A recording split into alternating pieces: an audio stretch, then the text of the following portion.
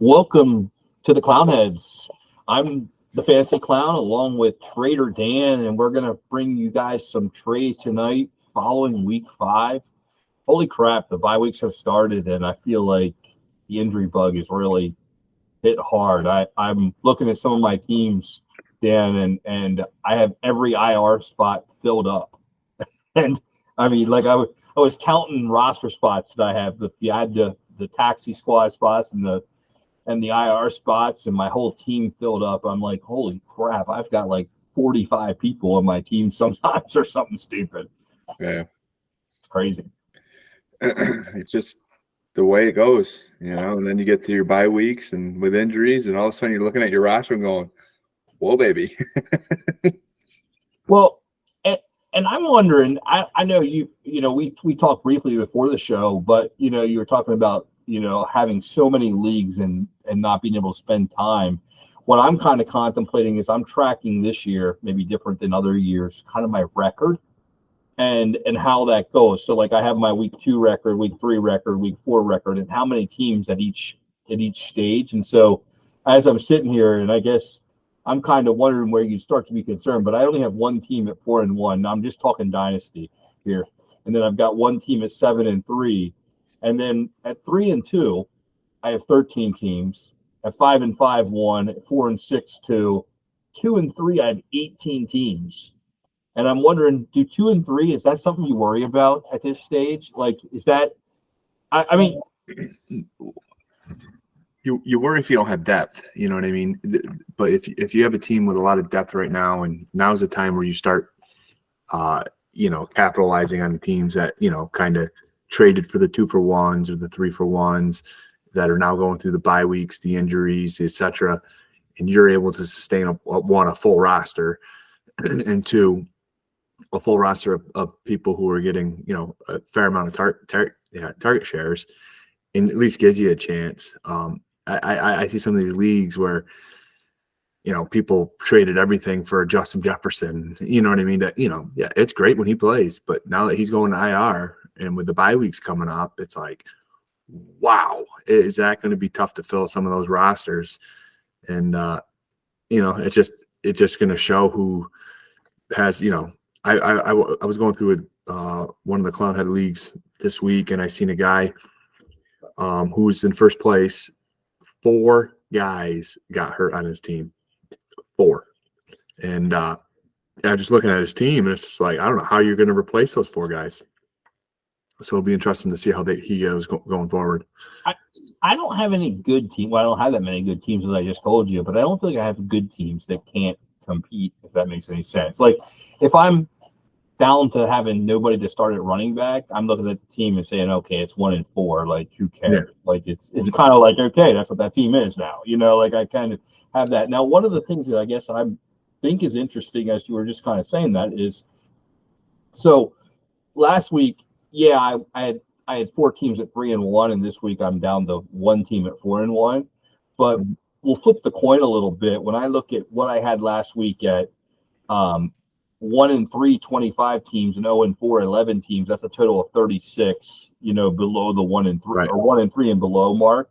This week, if I look at what I have at 1-4, I have 21 teams, and 0-5, I have 8 teams. So I only have 29 teams down from 36 that haven't gotten to the, that 2-win spot. And so I've kind of taken some of the teams up a little bit, if you will. Now, maybe that's not good play, because maybe that doesn't make sense from the standpoint of the lower record, lower points for. But I almost wonder if my goal is to not have more than 6 losses, if I'm not getting closer, and maybe there was just some. Like, I know that I have a 1-1-4 team that I actually think is good for whatever reason, and I think it's just, I feel like I've just ran into some good teams, and now that means I'm going to run into some of those good teams a second time. Right. But I also think that when I look at it, if I only lost by a point or 3 points, it's just kind of some variance that didn't go my way, type of thing. I mean, I lost a redraft last night by 3 points, and I had Carlson the kicker, so he was 1 field goal away from getting my 3 points I needed. Or, he could have just made 1 of the 3. And then I also had Dobbs playing, and he only had 1 catch for 4 yards. So Yeah. and he was 1 for 4 with 4 targets. So, and he dropped the pass. So, like, one of those catches gets me a win. So, and I'm kind of saying to myself, well, geez, like, that team doesn't scare me. My team just didn't perform. Is kind of what I'm looking at there. You know. I don't know. Yeah. Well, I was going through my teams today. I'm in second to the last place with the second most points. I'm just like, Well, and that's what I found in some incredible. recaps last year. I was looking at points for, and if you're way down, I have some best balls that I play in the clown heads, and I actually have a great record, but I'm like number 7 in total points. So I'm like, oh geez, I'm in trouble in this thing. Yeah. And, points is what wins. So Good indication of really where your team is where your points are compared to the others. And if you don't really have a good idea of where your team ranks, just click on total points, and wherever you are in that total points rank is pretty close to where you are as far as compared to the rest of the league. Just some matchups may have went your way, some injuries may have fell your way, snuck a win in or two, but ultimately the numbers don't lie. Yeah, no, I guess that's right. Looking at quarterbacks, I have my quarterback sheet that I always look at, and I'm like, holy shit! I feel like this is more now than last year. Now, as we're at week 5 and the quarterback's going down, I actually think we're ahead of now last year's trajectory of backups that are starting. I mean, here in week 6, we're going to have Zach Wilson starting, as somebody, and I think we're going to still have Mac Jones, but I feel like he's starting to hang by a thread, right? Is that getting close or something? Bill Belichick's tough to get a read on. He could be thinking Mac Jones is his best way to lose and not necessarily win. And I mean, if he's gonna go and be this bad and suck it up for a year, you got to feel like he's got to be thinking, get me a new quarterback in this draft. And if so Mac Jones may play because he's the worst of the quarterbacks, not because he's the best. Well, I don't know that he's worse than actually Bailey Zappi. It's just interesting that it feels like if you have Mac Jones shares in Dynasty, as I'm just kind of hearing you talk, like he's one good game away from me having to sell him across the boards. You're gonna need more than one good game for people to buy him. Okay. Yeah, I mean, you saw it with Zach Wilson. Zach Wilson had a good game against the Chiefs. People were biting at a second-round pick, but Zach Wilson's worth the second-round pick if he didn't have a good game. You know what I mean? So you think a couple good games though, and then you. Yeah, he's got to run a couple consistent games, kind of, and they have to win. Like they have to win. He can't go out there and put up 35 points and still lose because everyone knows his job is gone at the end of the year if they're 3-14 or 2-15, and they're getting quarterback. They're getting another quarterback. Yeah. Bill Belichick wanted to trade him before the season. Nobody wanted him. Where's he going to go? Where's he going to go? And so then we have Burrow seemed to bounce back, but it sounds like there's some trouble with Deshaun Watson. Like we might have another quarterback. Might still have Watson injured the way it sounds. So. Is that where that's going? I thought they were pretty confident he was coming back this week. As of this afternoon, they were talking like status is day to day, didn't practice day to day. Oh, okay. So, yeah. Well, I mean, the official practice report is tomorrow, so I guess we don't really know until then. But they're saying basically he doesn't practice tomorrow. That's concerning. a Having a week off, 2 weeks off, really. And they're not saying like whether he's back or but not. It sounded like he's got it was something different. Like they diagnosed him with something different, and then the doctor said that okay, that makes more sense why he's not back yet. It was kind of like something like that. Because I was reading up on Njoku today, and they said that his fantasy value should be starting to slightly increase now that Watson is projected to come back. But I didn't really read up on what was going on with Watson, so yeah. Now I want to look just to say I did, because I know it was. What did you think about the running back the receiver injuries? I guess we should really hit on those.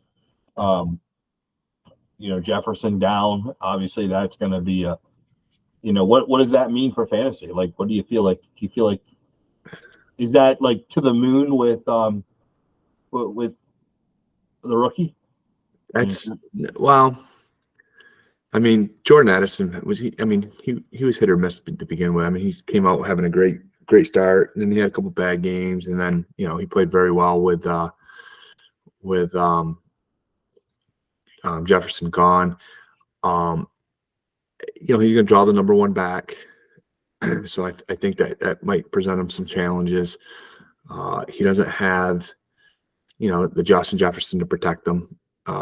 So it'll be interesting to see how he does. I think it's a little early to ask a wide receiver to be the true number one, but it's just the way it's going to go for him. And with Justin Jefferson, I think that the Vikings are going to play it extremely safe with him because he's the future. And unless something happens crazy over the next few weeks where they get themselves back into contention, why rush him back? For what? Well, and he's not under contract yet, so I guess they want to just take it easy and then just absolutely. Even his if I was Justin Jefferson, I'd want to take it easy. Yeah, he's not in any hurry to come back either. He's got absolutely nothing to prove. He is the best wide receiver in football. There's no question about it. And so coming back and getting re-injured for it's a hamstring, and it's a hamstring. It's not a knee. You know what I mean? It's not like he blew his ACL. It's a hamstring. Wide receivers pull hamstrings all the time, and they have full recoveries. They come back just as good as before. Yeah. And now if it was an ACL injury, something like that. Well, I think what they're basically saying is he might not come back very quickly just because he doesn't want to rip and tear an ACL at the end of the year and then rip on meaningless football. So I think that's what I was kind of alluding to. That I think it's and then I don't even know, is KJ Osborne, is that a thing? Like, is that somebody that can be startable now? The Vikings, they love the guy. I mean, they just love him. I don't know. I heard the presser, and you're going to laugh when I say this, but I heard the presser by I listen to Kevin O'Connell and his presser every week, and he was today. And it was talking about KJ Osborne being a real consistent performer. They're going to scheme stuff up for Addison to be the guy. But where you guys will start to laugh is he said that he's really been impressed with Cam Akers' pass pro and the ability to catch the football and they're down. And I thought, oh, my Cam Akers shares might take off here. I might actually make some money on these stupid Cam Akers. You can't make it up. You can't make it up. Yeah, well, wouldn't it be poetic if he freaking balled out? As long as he doesn't beat James Cook's production, I don't. That's right. As long as he's 1 point behind James Cook and I'm right, I don't care. Yeah. So, and we're just looking at Clownhead scoring, right, for the two of them. Is that how what we're figuring out for the whole year? Okay. Yeah. So basically, for those of you watching, I was watching a Clownhead draft, and I seen Cam Akers was drafted before James Cook in one of the drafts, and I said to Ed, I said, "Geez, I can't wait to get my draft." I said, "Did you see Cam Akers go before James Cook?" And Ed says to me, "Well, yeah, I would take Cam Akers before James Cook too." And I said, "You're crazy. Are you kidding me?" I said, "James Cook's going to have a way better season than Cam Akers." So we got a little $25 bet on who has more fantasy points. Ed kind of gave me that start because Cam Akers didn't play for a few weeks. Hey, you only got 8 points this past week, so I'm coming back. Hey, listen, James Cook has the Giants this week. Do we count injuries? Like if one of them gets hurt, that's cool. We still compile the points. It doesn't matter, right? Yeah, I mean, how's he going to do it? Yeah, that's kind of. No, I just wanted to make sure. So I'm a little bit behind with my. But how many points did I tell you? Cam Akers actually had 605 points this week. So James Cook had a down week and still outscored you. Well, my guy's only coming in. Oh yeah, 835. You did outscore me. Yeah, I'm got some work to do here. I don't want to wish James Cook any injuries because on that 1-1-4 team, I have him on there, so I'd really like him to do well. But I need to gain some ground when you hear it a little bit. Yeah. No, listen, I hate to see any players really get hurt. I mean, even if I don't have shares of them, I'm still a fan of the game. You know what I mean? Like even Justin Jefferson, I have him in one league. I have him in family business. I'm stacked at receiver. Justin Jefferson out for 4 weeks doesn't really bother me. I'd rather have him for playoffs, but I just love watching the guy play football. You know what I mean? When he goes out there, even if I'm playing against him, it's just like, how do you not root for the guy? He's just so good at what he does. And I hate the Vikings. You know what I mean? And just when he goes out there and plays, it's just like Jamar Chase, same thing. I own 0 shares of Jamar Chase. Love watching him play football. Just when he scored 3 touchdowns, I was playing against him. I'm pumped for him. Like, sweet. I bought so many Jamar Chases here over the last couple of weeks. I feel like I had like 3 coming in, and now I have like 7. Like I bought 4 shares every night watching that. Holy cow! I mean, if you're a football fan, I mean, granted now, if your team's playing against the Bears, it's not. But for fantasy football purposes, you know what? It sucks, but you can't control it, and it's just incredible to watch. I mean, you're seeing 230 receiving yards, 3 touchdowns. It's like, holy moly. Oh, it was crazy. It was incredible. It was incredible to watch. As we look at, so I guess to get back to quarterbacks, just to finish that off. I mean, I'm looking over some of the Daniel Jones quarterbacks, and so we've got. Well, I think Stroud's still there. Tannehill, I'm not sure if he's going to maintain the job. Anthony Richardson out for a couple of weeks. They're talking about possibly IR with him. Okay. Yeah, I mean, that makes sense. I mean, that makes sense. So Gardner will be back in for a second time this year. Trevor's still playing. Herbert, remember, has that injured They said it was pretty bad, too. And so and a nail. Like, I think he broke his finger, fractured his finger, and then something with his fingernail. I'm just saying, it wouldn't shock me if we saw some Easton sticks sometime. So, always say gather some of them up. Pat Mahomes is in, Jimmy G is back, Russ Wilson. Of course, the locker room there, they're talking about big changes. I don't know if that means Russ or not, but big changes could mean that Stidham was brought in to be the guy, like if they are planning to move on from Russ at some point this year, like they may get Stidham in there to kind of tank, if you will, like to kind of start the process. I could see that happening, to see what they have with Stidham, the old, let's see what we have. I don't think they're worse. Yeah. I mean, Russell Wilson, even back to his last year in Seattle, he's been awful. He's done. Well, I feel like this year he's playing pretty good football, but it's just a matter, like, if you look at him, he's putting up stats. It's the defense that's awful, but defense is awful. But he's also having costly turnovers. Yeah, no, that he did. And it comes down to, does the coach like you? And I don't think the coach does. Like, I think that's the real problem. Like, the problem is they traded all that capital for him, and then they traded for Sean Payton. There's nothing appealing about that team. I mean, the defense was appealing from last year, but it's falling apart. Oh, it's awful now. It's horrendous. And Dak had his bad outing last night, so we don't know where his future is. I mean, they're saying all the right things in Dallas, and Dan Jones looks like he's hurt. What are you hearing about Dan? Is he going to play next week, or is he? They're optimistic he's going to play, but here's what I can tell you. They were optimistic about Saquon, and then 3 weeks later he played. Well, so this is what I'm going. Dable plays it safe.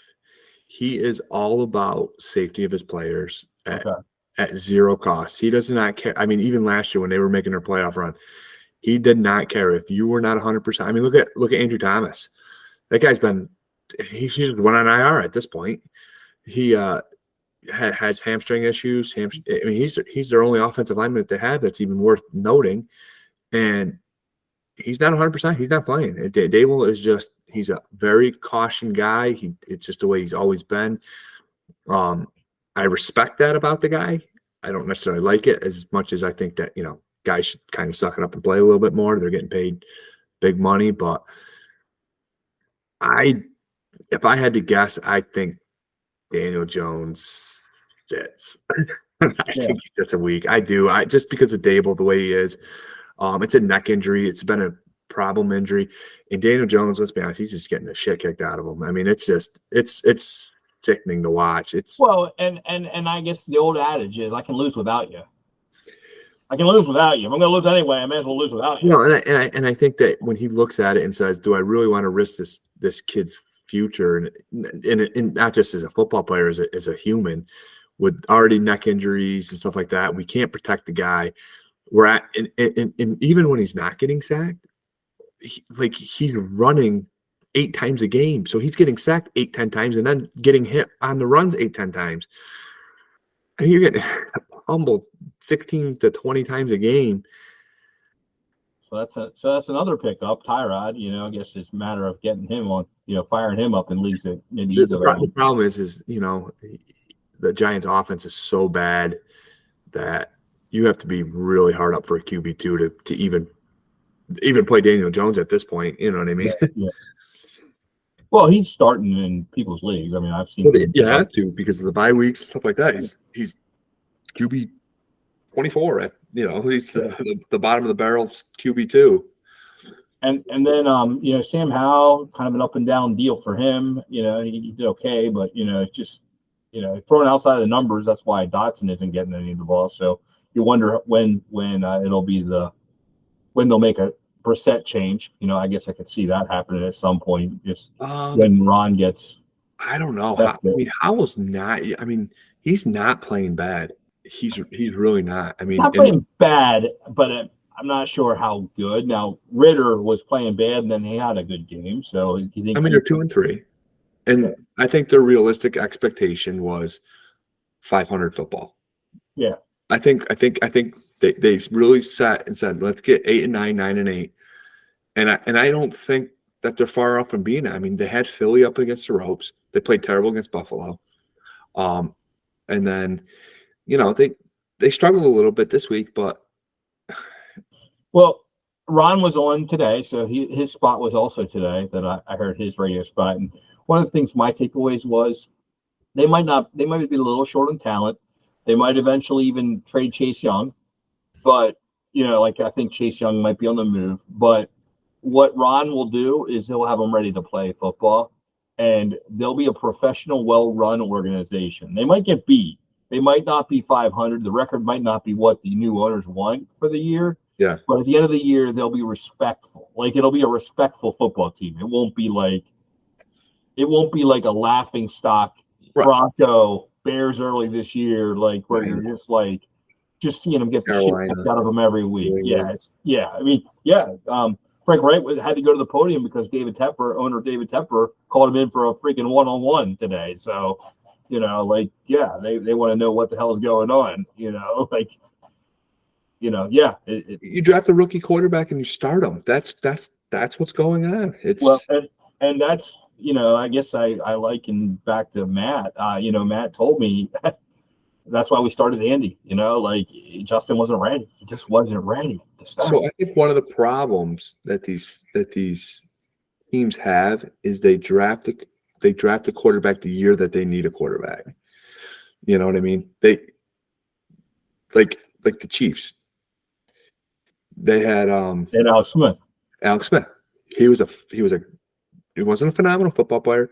He kept them in games. They won games. Took them to the playoffs. He was a good football. And they drafted Pat Mahomes and said, "You're going to learn, buddy." And that's what the Eagles did with Jalen Hurts. They had Carson Wentz, who was a former MVP, basically an MVP type guy. I mean, he's fallen off now, but there was no thought at that point. They did the same thing with Jordan Love.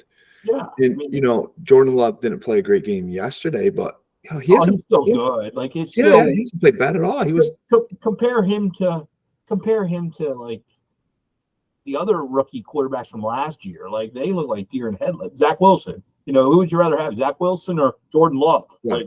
Right. Just 100%. Trey Lance, he got to sit, but now, just better now. He just didn't get a chance. You know what I mean? He really didn't. No, totally agree. And Josh Dobbs came back to life, a little bit this week, so he was on a tear. And then I just throw this to you. I think Geno Smith might be winding down. I'm firing up my Drew Lock share. So that's my. They're 3-1. I mean, no, they are. But I'm not sure if it's going to be ineffectiveness or injury or something. I just think that. Yeah, I think they're gonna fire up. Drew Lock came in for that game. He threw that touchdown pass, but he didn't look as good as Geno Smith as far as he didn't look as. Yeah, I mean that might be true, but I do think that he's a capable NFL quarterback. I guess that's what I more mean. Like I think he's as good as some of the other guys that are tried out there to play, and for now. So I wouldn't be shocked to see him. He's at least got top 32 talent. I guess is what I'm more saying. I did hear that there's a possibility of Wentz going if this injury is bad in Cleveland, that Wentz might be Brown bound. So that was just something that came. Well, I think they kind of realized that Dorian Thompson-Robinson is not ready. Yeah. And I'm not saying he won't be ready in a year or two, but he's just not ready. I guess I did, but as every day goes on, that might fall away. So anyway, let's jump into some trades. Let's do it. Yeah, let's look at some of the trades. I made 5 this week, Dan. I'm wondering now. I'm not a big trader, but this week I did make 5. So about damn time. Yeah, I guess. So what do you think of this one? 2024 first and a third. This is in a Clownheads. This is Clownheads 2, so it's got 2 quarterback league. Yeah, I think it makes sense for you. Grabbing the first round pick and the third round pick. I think it's fair value, both sides. I personally wouldn't pay a first round for Swift. But if I was in it and I needed a running back, to me it's too early to pay that for a running back who very easily could be hurt.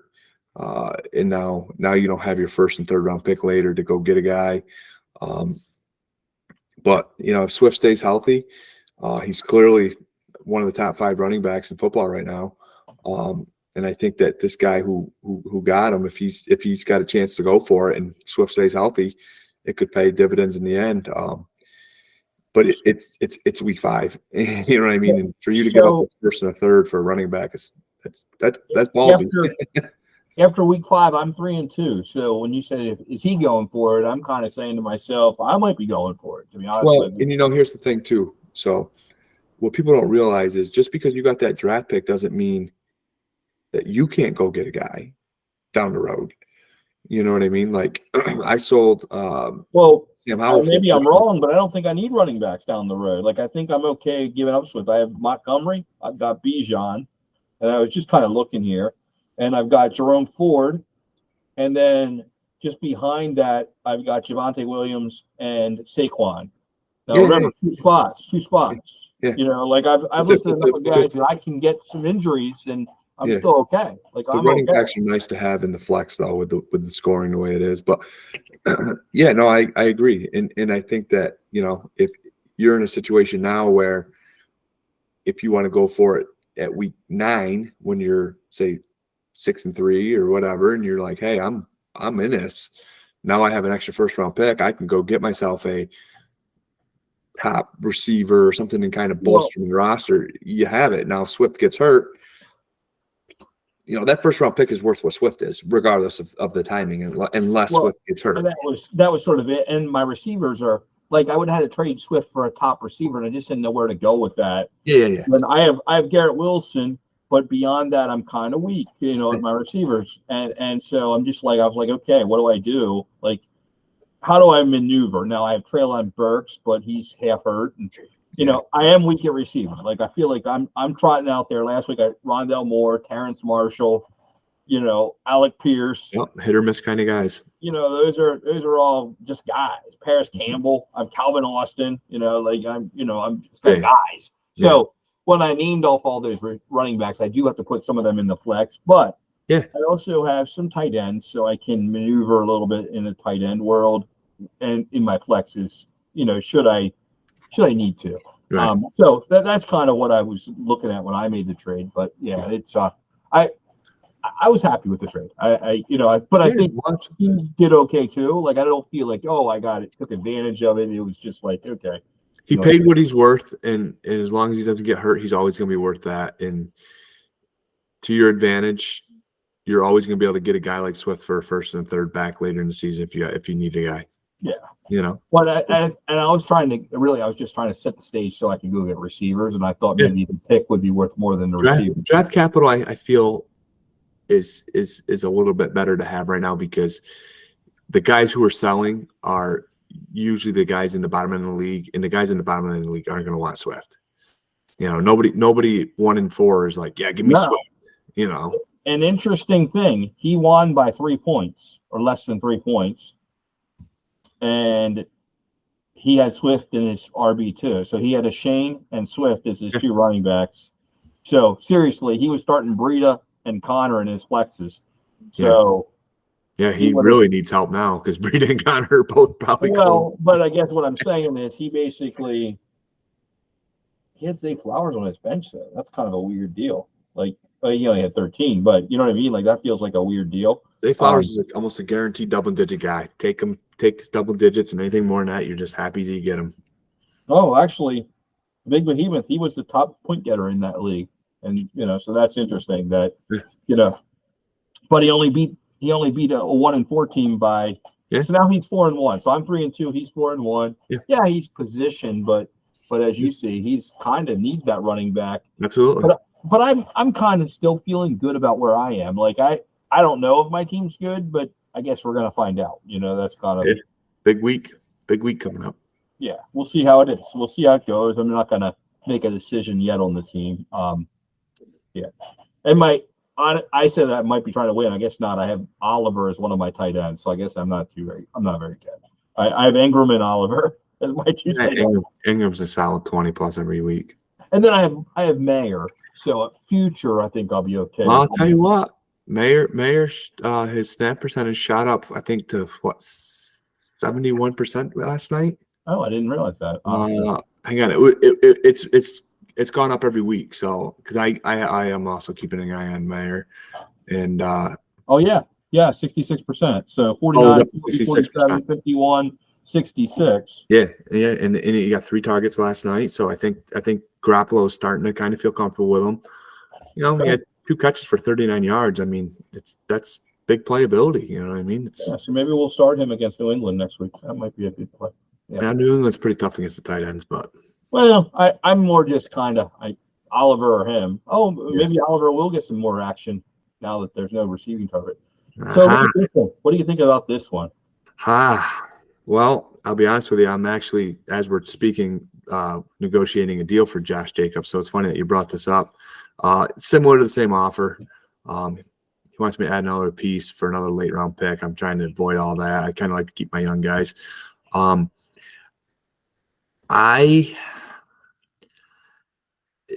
me, it varies where that 2025 first falls as far as my do we have any idea where the 2025? I mean, 2025 is right. Yeah, I'm thinking 2024. Yeah, 2025.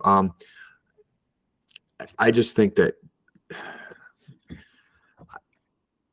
I would rather, I think right now, if I wasn't sure about my team, keep Josh Jacobs, only because he don't miss games. He doesn't miss many games. He plays through injuries. And I think that's why he's highly coveted in leagues, is because it's a safe bet. If I'm going to give up my 2025 first, I want a guy that I know is going to play. And I think Josh Jacobs gives you that. I think he gives you a good running back every week. If I'm a seller, which I am a seller in one of my leagues that I do have Josh Jacobs, I take the first round pick. If I'm iffy on where I am in the league, I probably just keep Josh Jacobs and just take his production, and hopefully I ride it out. But I do think that if you get to week 8, week 9, the guys who are really in contention, who are like, oh, wow, I'm really close, I think pay a little bit more than a first if he's healthy. Would you be afraid though that you might see an injury with the way Vegas is, or just craziness? It's always the case with running backs. It's always the case with running backs. So my thinking was I'm 1-4. Now he's 5-0. Yeah. So I take it. But 1-4, I take. I'm 1-4, and I don't really have anything. Like I'm 1-4 going the wrong way on 1-4. Yeah. He's 5-0, but here's the thing about his team that made me just kind of. This is the why. So quarterbacks right now are Mahomes and Sam Howell. Behind that, he's got Stidham, Tyler Huntley, Ryan Tannehill. So Tannehill's real, and then he's got Clayton Tune on his taxi. But basically, we start 2 quarterbacks in this league, so it's not a super flex. And quarterbacks are trumped up major points. Okay, so when we think about 2025, that means what are you going to do in 2024? I'm thinking it's highly unlikely that both Howell and Tannehill will be things. And I don't know if any of those other guys, Huntley, Stidham, maybe Tune, I don't see any of them being things either. Like, I think that they're all people that I doubt will be things, and I think all of a sudden now he has one quarterback, and going into does the he have a year that I get 2024 to first? pick. What? Does he have his 2024 first? And now that's the next thing. He's got his 2024 fifth round pick. That's the only thing he has. Yeah. So no replenishment abilities unless he trades unless he trades Pat Mahomes, Devontae Adams, Tyreek Hill. Like, he's got to trade some of the He's got pieces, but those pieces to think that they're going to all perform next year. I'm not sure if Devontae Adams is going to perform next year at a high level. and the thing is again, the people that are taking those guys are guys who are competing, not rebuilding. And the guys who are competing aren't getting rid of quarterbacks. It's just the way it's just the way so I guess what I'm thinking is he's not going to be able to punt, and I don't like he started Madison, like, right. you know, and I'm looking Those guys won't be running back starting. doesn't have any. Now he has Jacobs, but you know what? I mean, before Jacobs, it was like Damian Harris and Jalen Warren could be a thing. I could see that. Like Jalen Warren's good. I guess I think that there's some possibilities. I just don't think that he has enough. Eckler, I mean, maybe, but I think next year for the 2025 pick, this is why I like this trade. I felt like, okay, it was a good chance for me to get younger and, you know, kind of replenish a guy that in 2 years wasn't going to be a thing on my team. I'm 1-4. I take that pick all day long. Yeah. All day long. I mean, I'm basically trying to rework this team a little bit. So I still have Brian Robinson and Tyler Algier as my running back. So either, you know, I don't have much, but I figured it's time to keep, you know, going and getting more draft capital. What's our next trade? Oh, this is good. Ooh. I play with producer Brad in this league. So what do you think about this one? Well, I love Olave. I don't love Derek Carr. And I think James Cook is the bona fide running back for the Buffalo Bills for years to come. I know he had a down outing this past week, but that's his first one in 4 games. And you know, you're seeing Breece Hall now that he's not on his pitch count.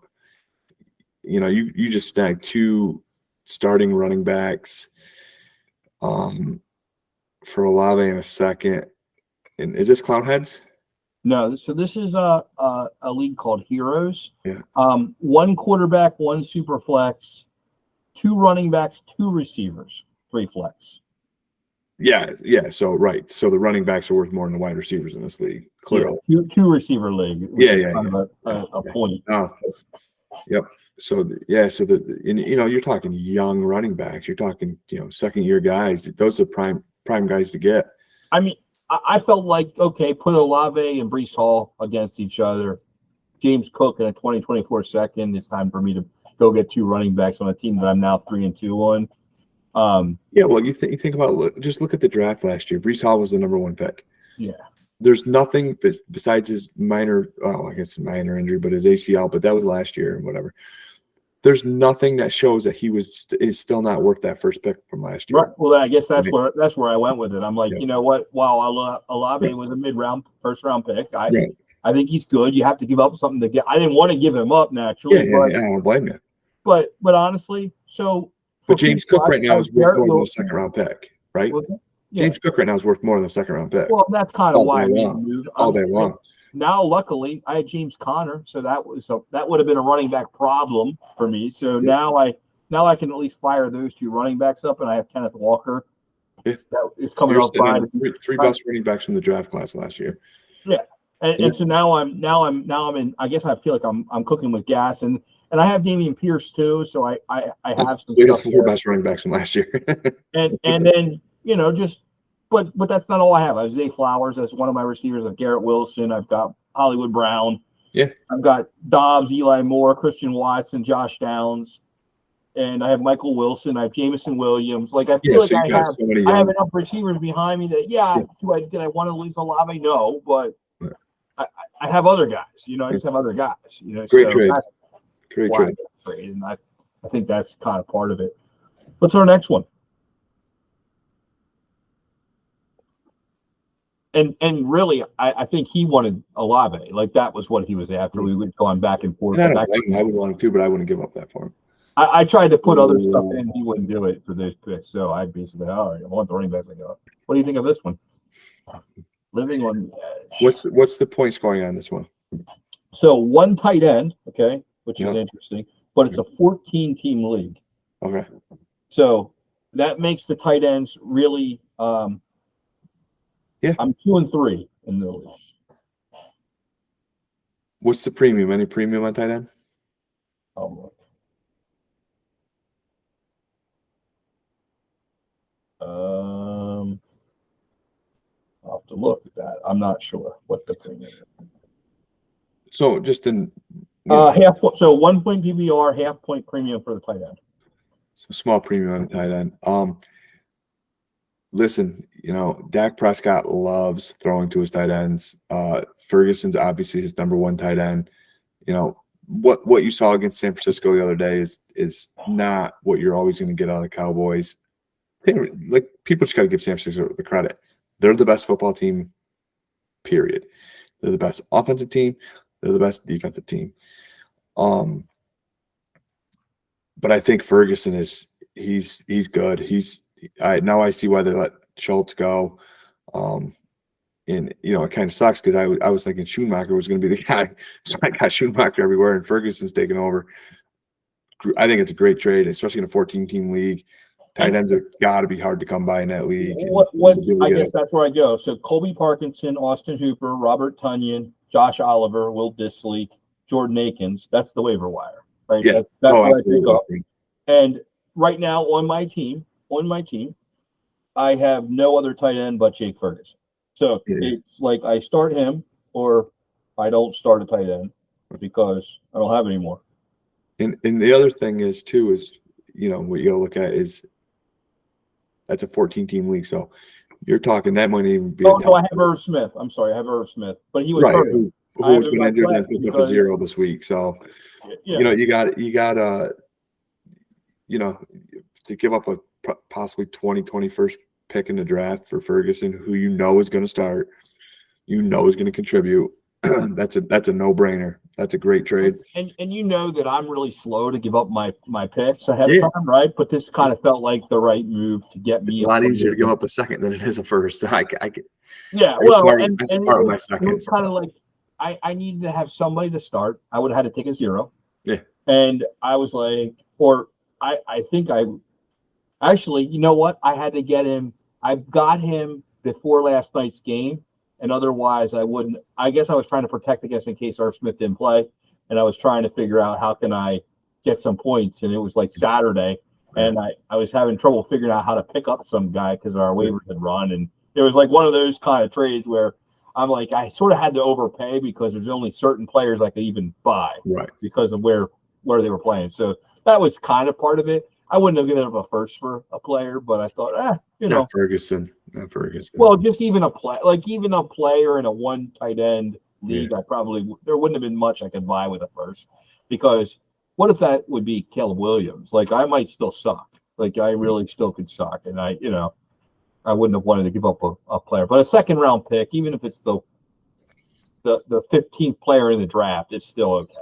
And that's what's hard when you do, especially when like with Clown Heads, you do the lottery system. It's tough to part with a first round pick because you could ultimately be the 6th worst team in football, and you have a chance for that number 1 overall pick. Yeah.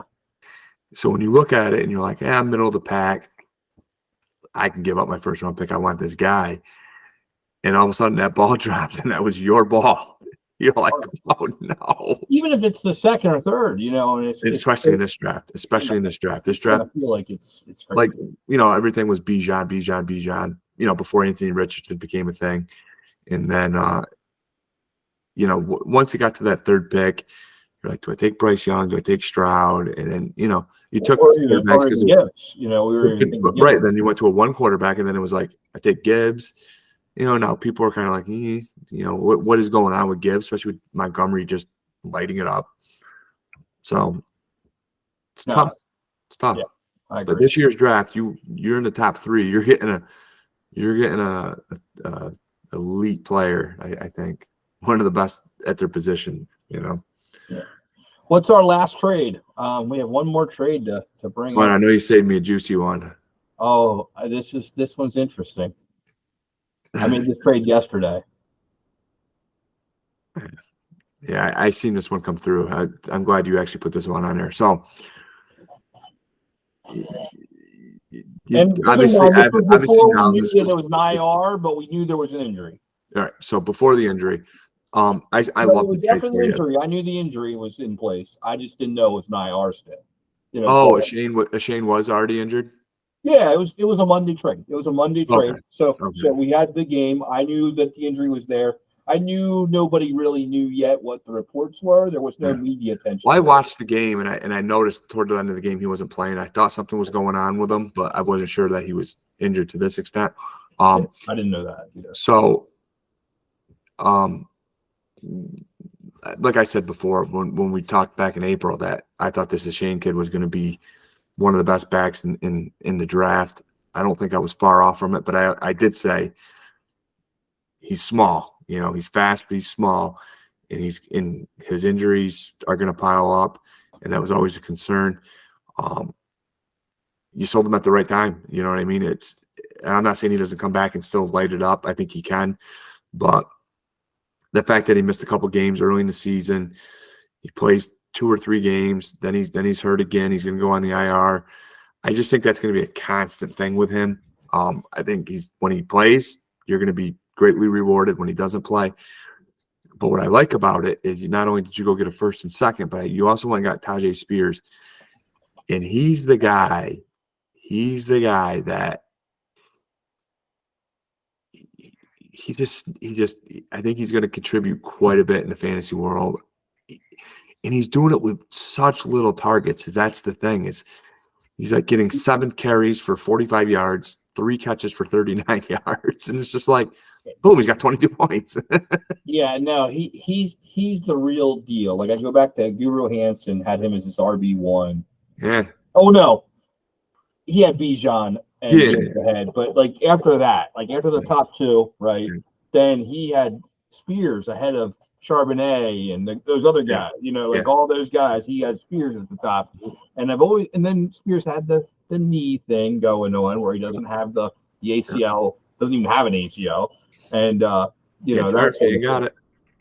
But yeah, he's kind of a special deal. Like he's a special player, and I just thought to myself, what if there's a day when Spears is every bit of Shane, and Dell is every bit of Bateman, and O'Connell? Oh, I think Dell is already better than Bateman, without a doubt. O'Connell actually gets to start just to see what we have with O'Connell, because they're ready to move on from the coaching ranks. And then, oh, by the way, I get a first and second round pick. Yeah. And I always look and see what does the team have in 2024 when they're selling me 2025, because I feel like that's a time that they have a chance to replenish or not. And in this case, he actually has my 4th round pick and my 5th round pick in 2024. And then he's got his 4th round pick and 5th round pick. So I'm taking a gamble that he can't guess. Like, he can't win the lottery in the 4th and 5th round. The two guys that can contribute in the 4th round. Yeah, no, I agree. Well, no, I mean, I'm not saying he can't. I'm just kind of betting against it. Yeah, He's got to replenish Matthew Stafford, Miles Sanders, Jerick McKinnon,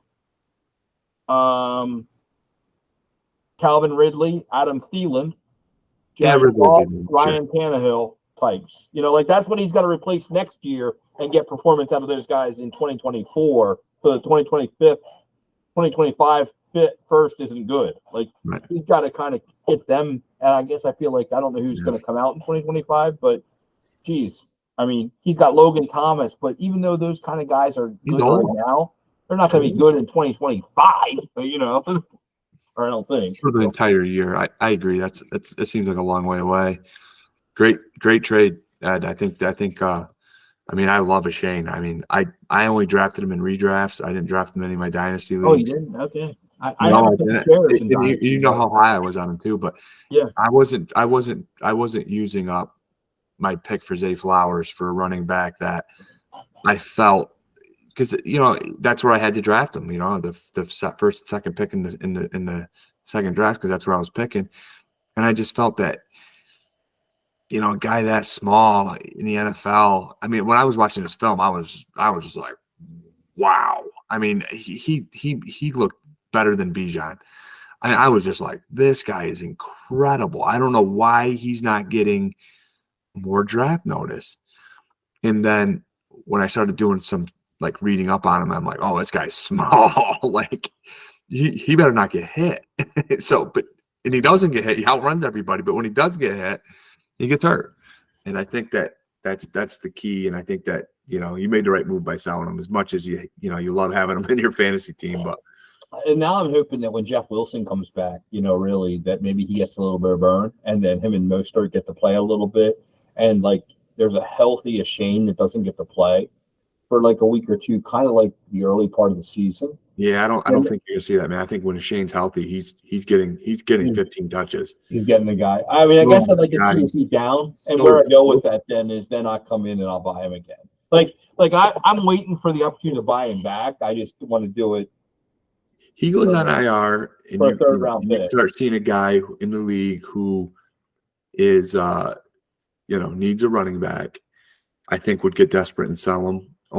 But I don't want to be. I don't want to be first. I don't know what I guess I would want to sell him for. Maybe Miles Sanders type, but I don't really want to sell him for. You want to sell a Shane for Miles Sanders? Well, no. I guess I would sell Miles Sanders and bring. A Shane back. I mean, I'm just trying to think what I would want to sell right now. I'd sell Mostert right now for a Shane. Here you go. Yeah, but I don't think anybody I don't know. Like right now with where things are, I don't know how many people would take him. I guess we'd have to get to a point where you need somebody to play. And yeah, it would have to be kind of I don't think I'd want to sell like a Roshan or that kind of age for a Shane. Like I'd rather have Roshan because I think he's still Spears. I want Spears. Like as crazy as that sounds. I'd sell him for Pete. I'd take a Shane any day over Roshan. Would you? Mm-hmm. Yeah, I think Roshan could be the premier back. You're talking about the best running back in the first 2 games of his career ever. Yeah, but in football ever. There's on guys the best offense ever. Yeah, but, you gotta have those guys. But I mean, you gotta think like guys like Adrian Morrell were the best guys, in NFL history before this. Like it's not always great like freaking studs. It's injuries. To me, it's injuries. If he can withstand the injuries, I think he's gonna be all right. Yeah. If he keeps getting injured, I think he's gonna have that type of career where it's like Mostert. When he's healthy, he's phenomenal. He's phenomenal guy. Yeah, Jeff Wilson, same thing. When he's healthy, holy moly! These guys, yeah. But it's just they're not. It's a revolving door there, isn't it? Those running backs, they just get hurt all the time. Yeah, I mean, look at Elijah Mitchell when he was healthy. He was phenomenal. What do you think? How dependent are the Dolphins on Tua? Very. You see what they look like before? Yeah. Well, and after, and like last year, like it was brutal. I mean, no, it was awful. I mean, I just almost wonder what happens if a Tua injury away from not being good, huh? I don't know, man. In that, yeah, I agree. That they need Tua.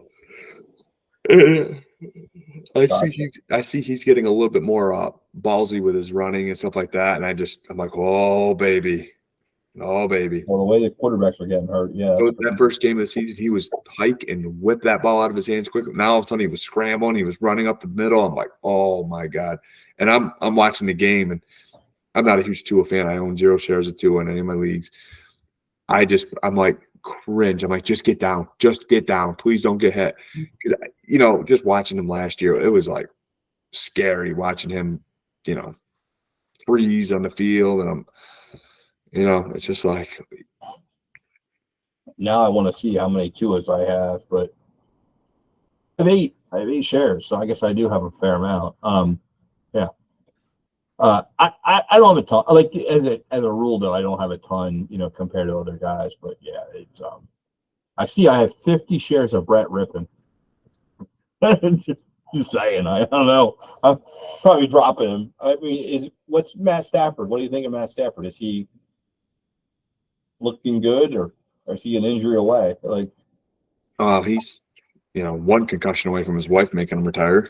well, I feel like what would Brett Rippon do in that offense? Would he distribute somewhat? I mean, would Cooper Kupp and those guys. No, I mean, look at Wolford when he came in last year. He sucked. Yeah. Um, Do you think they'd sign Carson Wentz? They'd just be like, yeah, screw it. Let's just go get Wentz and let him play. Like they did with Baker. I mean, I feel like they just went and got Baker. They're like, okay, screw this. Well, no. I mean, what's going on with Stetson Bennett? I mean, he's on a non-football injury list. Is he not playing because of what they're doing with Will Levis, or is it? No, it's something bigger than football. McVay said. So I don't know if it's drugs. I don't want to speculate on what I think it could be, but something non-football injury list. He's on the NFI list, so something. So how long is he out for? I mean, just no point to return, like until he returns. But he just said he's got bigger problems than football. Like he just said. Really? Well, I guess I would. I didn't really pay attention. So that's when they brought in Rippon to be the. I thought it was more like a Will Levis treatment, like. No, it's he drafted you, but you suck. He's not with it, so he hasn't been with the team since the year started. Like he hasn't even been. Yeah, he's not working out, not doing anything. Like, so I don't know if it's like John Mechie kind of thing with an illness, or if it's. But yeah, it was. I did not know that. Wow. Yeah, so it's. Usually, I'm up to date with the quarterbacks. That's interesting. And Stetson, right? Yeah, let me see. Gee, I feel like I'm unprepared, Ed. Yeah, well, dealing with illness. Really? Wednesday was due to an illness, Jordan Rodriguez says. He declined to indicate what type of issue is dealing with an illness. So I don't know what the illness. Yeah, out of respect for the particulars and the specifics, Bennett has been managing a shoulder injury for several weeks, but it appears unrelated to Wednesday's transaction. So, yeah, 1 month ago. Yeah, week 1 he was with the team. Week 2 is when Brett Rippon got added for the backup role. So yeah. So I mean, a month ago. Yeah, I mean, long enough ago that. Yeah, I don't think it's like maybe it's like a John Mechie, like hey, has somebody. It's something pretty serious. Yeah. It said that it's not related to the right shoulder. Yeah. I figured TMZ or something would have something, but yeah, I don't really know, but I still have a lot of them. Like I haven't, we don't know where he was going. I feel like the Rams, they do a phenomenal job of keeping things in house, right? That's classy, Like I think if I was a player, I'd love that. Yeah, they always just. It's an internal issue or whatever. I mean, look at the Cam Akers thing. I mean, it leaked out that they weren't happy, but nobody could figure out why or what. And it was just all of a sudden, all right, you're gone. Well, and even Jared Goff, like we didn't know when that soured it. It just we only know it soured after it soured. You know what I mean? Like it was like boom, Goff's gone, Stafford's in. Holy moly! Yeah. It worked out well for both teams. I mean, I still say, I said it in the beginning of the year, and I stand by it. Jared Goff is a dark horse for MVP. Now, we're going to look 3 weeks from now, and I think it's going to be Brock Purdy, MVP, runaway. Playing freaking good football, isn't he? It's beyond good. It's amazing. I mean, he makes football look so easy. Like so easy. It's just I'm like, holy cow! How good is Brock Purdy? I had 20 shares of him. I think he's the top 3 quarterback in the NFL as far as I'm concerned. I mean, like in real life, fantasy. Well, fantasy it's tough to judge him in fantasy because by the third quarter the freaking game's over. Yeah. They're like, all right, we got a 3-score lead. We're just going to run the ball, hand it off. Downshift. We're going to downshift now. He could have had 6 touchdown passes by the end of the third quarter against the Cowboys. Is that scheme or is that he's just good? He's that good. He's that good. I'm beyond the scheme situation. I mean, So is he like? I mean, like I He feel like was Tom Brady. rolling When Tom out Brady in- came out, he was never the most toolsy guy. He just had it, and this guy seems to have it. Like, well, they say what it is he processes information faster than any person that Kyle Shanahan has seen before. And I think with that complex system that he has, that's why he can just break down the play beforehand. This is my open. But he made a play the other day. He was scrambling to his right, and he like faded away, and he just went boop, for like 20 yards on the field. And the thing was, I mean, a machine couldn't have thrown any more accurate than that. I'm just dimes. He's phenomenal. He's incredible. He's amazing. You know, I wish I was a 49ers fan. Man, just to watch that whole group. Well, you know, I just noticed it. We've been at this an hour, Dan. We gotta wrap it up and get us both off to bed and let the thing come out. But week 6, we're getting ready for it, and I'm gonna add some Brock Purdy shares. You kind of talked me into it. I'm gonna look for my opportunities. Well, there's always a time. Like there's always something. Yeah. I do think that while if I consider him in the top 3, let's say, I think that send off Trevor Lawrence and a Pete, and send off Trevor Lawrence, ask for Brock Purdy and a first back is a trade that I can do. Like I can maneuver some of that, which I might get the better player and a first. Like that's how I think that could work, and I think I wouldn't be losing money doing that trade, would I? I mean, if you get Brock Purdy in a first for Trevor Lawrence, God bless you, buddy. Well, I do think that might be out there. That trade might be out there. Maybe. I mean, there's still some people that might just be sitting there thinking Brock Purdy's one bad game away from losing his job. Yeah, well, that's what I mean. Like I almost think it's or an injury, or you know, maybe I send Jared Goff off for him or something. Oh, he I don't know. I can go on for days, but let's end the show. Yeah. Well, hey, thanks for just chit chatting with me and bringing everybody in. And so, want to wish everybody good luck with week 6. I'm going to see if I can get some wins under my belt in week 6. I'm going to try to get back to 500 on a bunch of teams and pull ahead 4-2, 4-2, 5-1, kind of records. So, we'll see you next week. Okay. So long, everybody. Hit that like button, subscribe to the channel, and we'll see you next week.